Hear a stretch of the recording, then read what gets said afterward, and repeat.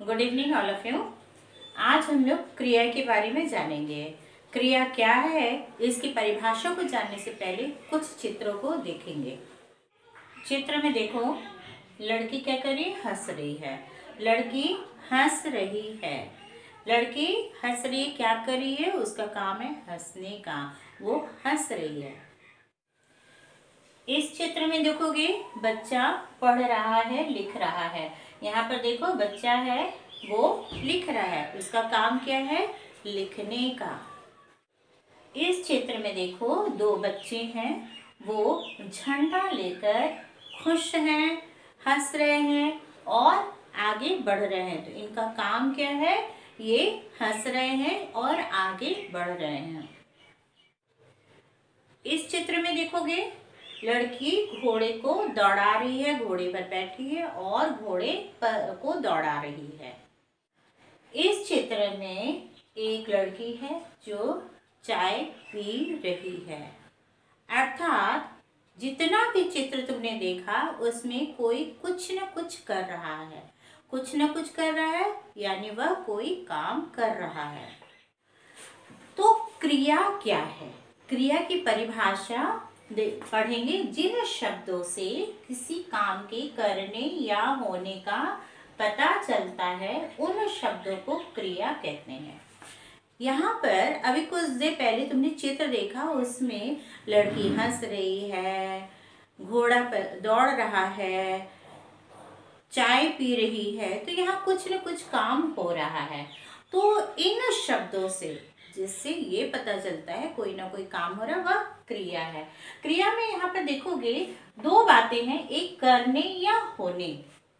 करने या होने का अर्थ होता है, एक तो काम हम लोग करते हैं, और होने का अर्थ होता है काम हम खुद ब खुद होते रहता है। जैसे वर्षा हो रही है, हमने नहीं कहा वर्षा को हो, वर्षा अपने आप होती है।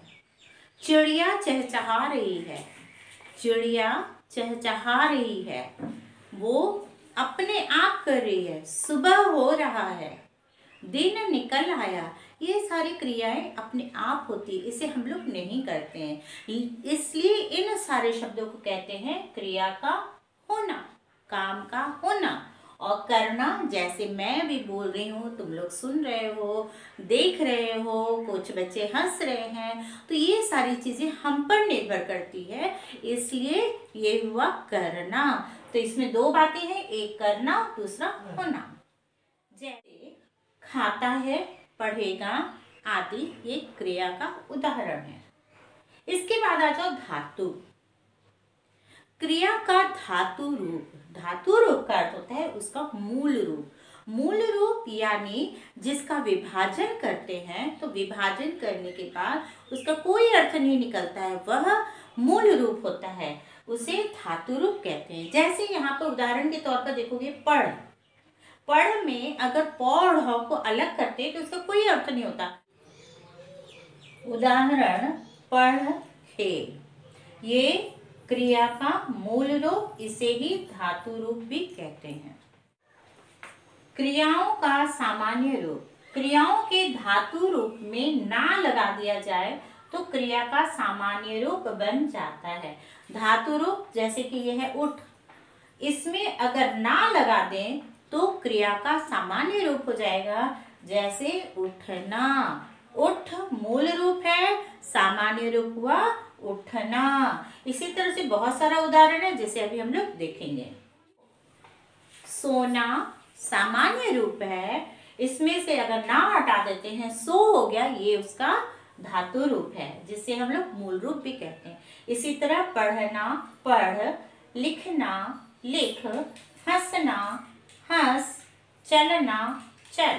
क्रिया के दो भेद है, सकर्मक क्रिया, अकर्मक क्रिया। सबसे पहले हम लोग सकर्मक क्रिया के बारे में जानेंगे। जिन क्रियाओं को कर्म की आवश्यकता होती है, उन्हें सकर्मक क्रिया कहते हैं। कर्म, कर्म क्या है? काम। कर्म यानी काम, क्रिया यानी जो काम हम लोग कर रहे हैं, उसमें क्या काम कर रहे हैं, वह कर्म कहलाता है। तो काम जो हो रहा है वह कर्म के साथ हो। कौन सा काम हो रहा है, क्या में अगर उत्तर मिल रहा है तो वह होगा सकर्मक क्रिया। उदाहरण के द्वारा हम इसे अच्छी तरह से समझेंगे। मोहन मकान देख रहा है। यहाँ पे देख रहा है, ये तो क्रिया हुई। देख रहा है, ये काम करना हुआ। हम लोग देख रहे हैं, क्या देख रहे हैं? मकान देख रहे हैं। क्या देख रहे हैं? मकान देख रहे हैं। जब ये क्रिया से हम प्रश्न करेंगे क्या, और उत्तर हमें मिल जाएगा, तो वह होगा कर्म। जैसे यहाँ पे देख रहा है, क्या देख रहा है? मकान देख रहा है, इसलिए मकान कर्म है। इसका दूसरा उदाहरण देखेंगे। शीला ने सेब खाया। खाया क्रिया है, काम करना है। शीला खा रही है, वो काम कर रही है। क्या काम कर रही है? खाने का। तो क्या खा रही है वो? सेब। तो कर्म हुआ सेब। स्पष्ट हो गया होगा। कर्म के साथ, यानी जब क्रिया, जो भी काम हम लोग कर रहे हैं, वो अगर काम के साथ हो रहा है तो वह सकर्मक हुआ। सकर्मक में द्विकर्मक क्रिया भी आती है। कुछ सकर्मक क्रियाओं के लिए 2 कर्मों की आवश्यकता पड़ती है। इन क्रियाओं को द्विकर्मक क्रिया कहा जाता है। 2 कर्म किस तरह होता है देखेंगे अब। जैसे मोहन ने सोहन को घड़ी दी। यहाँ पर दी यानी देना, क्रिया दी है। क्या दी? घड़ी दी। पहला कर्म क्या हुआ? घड़ी। और किसको दी? सोहन को। यहाँ 2 कर्म है, पहला सोहन, दूसरा घड़ी। मोहन काम कर रहा है। क्या काम कर रहा है? देने का काम किया। दी, क्या दी? घड़ी दी, जो कि कर्म है। किसको दी? सोहन को। तो पहला है सोहन और दूसरा है घड़ी। ये 2 कर्म होने के कारण इसे द्विकर्मक क्रिया कहते हैं। दूसरा उदाहरण देखेंगे। मैं राम को पत्र लिखूंगा। यहाँ लिखूंगा क्रिया है, काम करना है, लिखूंगा। क्या लिखूंगा? पत्र लिखूंगा। क्या लिखूंगा? पत्र लिखूंगा। किसको लिखूंगा? राम को। तो यहाँ पर पहला कर्म है राम, दूसरा है पत्र। ये तो द्विकर्मक क्रिया हुई। अब आ जाओ अकर्मक क्रिया। द्विकर्मक क्रिया है वो सकर्मक क्रिया का ही भेद के अंतर्गत आता है। आगे जब आगे क्लास में पढ़ोगे तो सकर्मक क्रिया के भेदों के बारे में अच्छी तरह से जानेंगे। यह अकर्मक क्रिया, जिन क्रिया में कर्म की आवश्यकता नहीं होती है उन्हें अकर्मक क्रिया कहते हैं। कर्म नहीं चाहिए, यानी नहीं, कर्म के बिना। जिन क्रिया को करने में कर्म के बिना होती है, जो क्रिया कर्म के बिना होती है, वह अकर्मक क्रिया कहलाती है। उदाहरण, सौरभ दौड़ता है। क्या करता है? वो दौड़ता है। दौड़ता है, इसका कर्म है? नहीं है।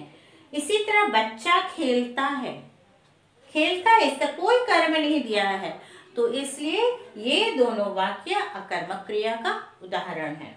तो इस प्रकार क्रिया, इसके 2 भेद, सकर्मक क्रिया और अकर्मक क्रिया की जानकारी तुम्हें अच्छी तरह से मिल गई है।